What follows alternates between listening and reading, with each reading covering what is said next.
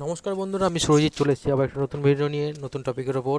আজ আমি যে বিষয়টি আপনার সাথে আলোচনা করব সেটি হলো পাখি কলোনিতে ভালো প্রোগ্রেস করে না সেপারেট কেজে। তো চলুন বন্ধুরা, ভিডিওটা শুরু করা যাক। তো প্রথম কথা বলতে গেলে বন্ধুরা, যদি আমাদের হাতে টাইম খুবই কম থাকে তো আমরা অবশ্যই কলোনির দিকে ইনভলভ হব। কারণ কি, শখের বশে মনকে স্যাটিসফাই করার জন্য যেহেতু আমরা ভালোবেসে পাখি করি, সেহেতু কলোনি বেস্ট।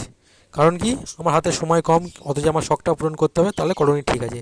কিন্তু যদি যারা ভাবেন যে এই বার্ডস থেকে কিছুটা প্রফিট করব কিংবা সুন্দর সুন্দর বাচ্চা প্রোগ্রেস পাবো, তাহলে পরে কিন্তু সেপারেট কেজ খুবই সুন্দর। সেপারেট কেজে খুব সুন্দর ব্রিডিং হয়।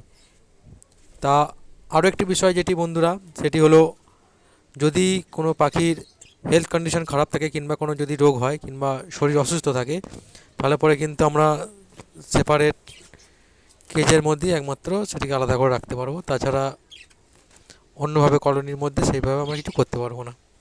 তো এছাড়া একটি বিষয় কি, মনে করুন কোনো পাখি অসুস্থ যদি কলোনির মধ্যে থাকে, তো তার সাথে সাথে অন্য পাখিগুলো অসুস্থ হয়। যদি মনে করুন বদ্যি পাখি যদি কোনো পটির সমস্যা হয়, তো তাহলে পরে টোটাল সেটআপটাই নষ্ট হতে পারে।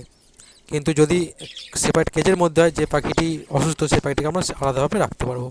কিন্তু কলোনির মধ্যে আমরা বুঝতে পারবো না যে কোন পাখিটি শরীর অসুস্থ, কোন পাখিটি সুস্থ।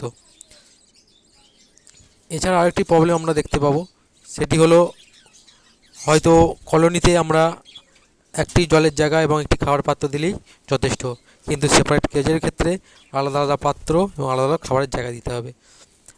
সেখানে অনেকটা সময় স্পেন্ড হয়।